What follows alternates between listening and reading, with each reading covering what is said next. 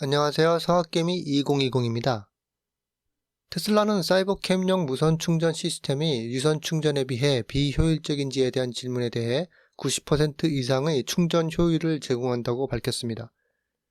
테슬라는 MKBHD로 더 잘 알려진 기술 리뷰어가 X에 올린 게시물에서 무선 충전 시스템의 엄청난 열 낭비를 강조하며 전기 자동차의 무선 충전에 대해 고귀한 목표가 아마도 75%의 효율에 불과할 것이라고 주장한 데 대해 테슬라는 시스템의 효율성이 90%를 훨씬 웃돌고 있다고 명확히 밝혔습니다. 이 소식은 이달 초 테슬라의 위로봇 이벤트 이후 나온 것으로 머스크는 새로 공개된 사이버캡에 NACS 포트가 포함되지 않고 유도 충전으로 무선 충전될 것이라고 말했습니다. 테슬라가 2024년 3분기 차량 안전 보고서를 발표했습니다. 테슬라의 수치에 따르면 오토파일럿 기술을 사용하여 운행 중인 테슬라의 충돌 사고는 전국 평균보다 훨씬 적은 경향이 있습니다.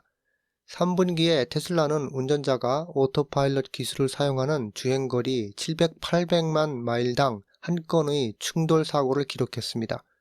오토파일럿을 사용하지 않는 테슬라 운전자의 경우 주행거리 129만 마일당 한 건의 충돌 사고를 기록했습니다. 테슬라는 NHTSA와 FHWA에서 제공한 가장 최근 데이터에 따르면 미국에서 약 67만 마일당 자동차 충돌 사고가 발생한다고 언급했습니다. 미국에서 테슬라의 차량 대수가 증가하고 고급 오토파일럿 기능이 출시되었음에도 불구하고 지난 분기 동안 테슬라의 안전 결과는 상당히 일관되게 유지되었습니다. 테슬라가 오늘날 도로에서 가장 안전한 차량이 되는 이유는 오토파일럿 기술뿐만이 아닙니다. 순수 전기 아키텍처 덕분에 테슬라는 전복 위험과 탑승자 부상 가능성이 매우 낮습니다. 테슬라는 일본에서 파워월 유통 속도를 높이는 것을 목표로 하고 있습니다. 테슬라는 목표를 달성하기 위해 일본 최대 전자제품 매장 체인인 야마다 덴키와 협력하고 있습니다. 닛게이 아시아 보고에 따르면 테슬라는 일본에서 가상발전소 사업을 추진하려고 합니다. 야마다 홀딩스와 제휴하여 야마다 덴키를 통해 테슬라 파워월을 제공하고 있습니다. 야마다 덴키는 일본 최대의 전자제품 딜러입니다. 테슬라와 야마다 홀딩스의 파트너십은 일본에서 주거용 배터리 에너지 저장 시스템을 강화할 준비가 되었다는 것을 의미합니다. 거의 매년 격동의 허리케인을 경험하는 일본과 필리핀과 같은 국가에서는 테슬라 파워월과 같은 배터리 에너지 저장 시스템이 필요합니다. 테슬라는 사이버트럭이 2024년 말까지 회사의 이익이 될 것이라는 목표를 달성하며 처음으로 긍정적인 총 마진을 달성했다고 밝혔습니다. 테슬라는 11월에 인도되기 시작한 후 작년에 사이버트럭의 생산량을 늘리기 시작했습니다. 사이버트럭은 3분기 실적 주주 자료에서 픽업 트럭의 생산과 배송이 여전히 순조롭게 진행되고 있기 때문에 구매할 수요가 부족하지 않을 것으로 보인다고 밝혔습니다. 테슬라는 주주 자료에서 사이버트럭 생산량이 전분기 대비 증가하여 처음으로 플러스 총 마진을 달성했다고 했습니다. 테슬라는 연간 픽업 생산량을 12만 5천 대 이상으로 언급했습니다. 2분기에 테슬라는 사이버트럭의 생산량을 자세히 설명하면서 연말까지 차량의 수익성을 달성할 수 있을 것으로 예상한다고 밝혔습니다. 그리고 사이버트럭 생산량은 전분기 대비 3배 이상 증가했으며 연말까지 수익성을 달성하기 위해 순조롭게 진행되고 있다고 했습니다. 테슬라 에너지는 일론 머스크의 기대치에 부응하고 있습니다. 테슬라의 에너지 사업부는 2024년 3분기에 30.5%의 기록적인 총 마진을 기록했다고 보고했습니다. 테슬라의 에너지 사업은 메가팩 물량 감소에도 불구하고 596bps의 전분기 대비 증가율을 기록하며 사상 최대 매출 총이익을 달성했습니다. 테슬라는 2024년 3분기 업데이트 서한에서 라스롭에 위치한 메가팩토리에 주당 200메가팩을 생산한다고 보고했습니다. 라스롭 메가팩토리의 연간 가동률은 40기가와트시입니다. 테슬라는 2025년 1분기까지 메가팩 출하를 시작할 예정인 또 다른 메가팩토리를 중국에 두고 있습니다.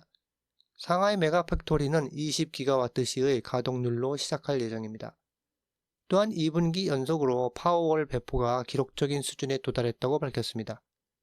일론 머스크는 테슬라 에너지가 결국 회사의 자동차 사업보다 더 커질 것이라고 반복해서 말했습니다. 그의 예측은 매 분기가 지나면서 결실에 가까워지고 있습니다.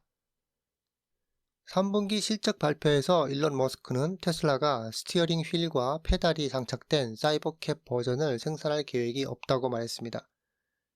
이는 사이버캡이 저가에 사람이 운전할 수 있는 차가 될 것이라는 생각에 종지부를 찍었지만, 그렇다고 해서 테슬라가 더 이상 더 저렴한 차량을 생산하지 않을 것이라는 의미는 아닙니다. 실제로 테슬라는 예상보다 더 빨리 저렴한 모델의 생산을 시작할 준비가 된 것으로 보입니다. 이는 테슬라가 2024년 3분기 업데이트 서한에서 밝힌 것으로 더 저렴한 모델을 포함한 신차 계획이 2025년 상반기에 생산을 시작할 예정이라고 언급했습니다. 테슬라는 계획을 다음과 같이 설명했습니다. 더 저렴한 모델을 포함한 신차 계획은 2025년 상반기 생산 시작을 목표로 순조롭게 진행되고 있습니다. 이러한 차량은 차세대 플랫폼의 측면과 현재 플랫폼의 측면을 활용할 것이며, 현재 차량 라인업과 동일한 제조 라인에서 생산할 수 있습니다. 이를 통해 현재 예상되는 최대 300만 대에 가까운 차량 용량을 최대한 활용하여 새로 제조 라인에 투자하기 전에 2023년 생산량 대비 50% 이상 성장할 수 있을 것이라고 했습니다. 테슬라의 3분기 실적 발표에서 경영진과 머스크는 FSD를 구매한 하드웨어 3 차량 소유자에 대한 회사의 계획을 언급했습니다. 테슬라의 FSD 진행 상황은 빠르고 상당하지만, 최근 첨단 운전자 보조 시스템은 처음에는 하드웨어 4 차량에 출시되었습니다. 그 결과 하드웨어 3 차량을 보유한 수많은 테슬라 소유자가 차량이 FSD를 실행할 수 있을지에 대해 우려를 느끼고 있습니다.